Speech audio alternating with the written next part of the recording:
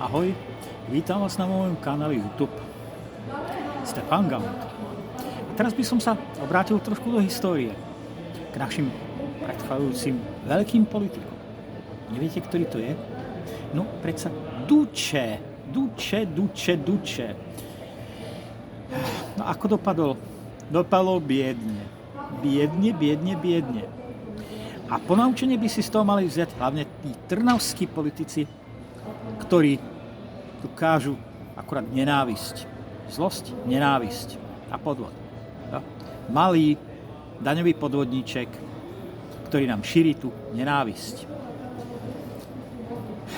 Všetci ho tak Dučeho milovali, až mu hlavu rozkopali. Ja?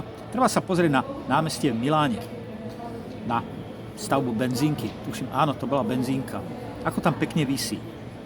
A mám taký dojem, že bolo by veľmi užitočné, keby pár našich politikov dostal takú príručku.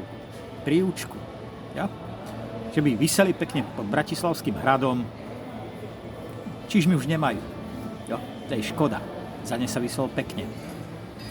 Takže pre našich politikov odkaz. Nedráždite národ. Nemá nekonečnú trpezlivosť. Už toho dotieklo hodne. Jo? Milý podvodníček z Trnavy. Jo? Neznášanlivý, cholerický. No. A čo z neho?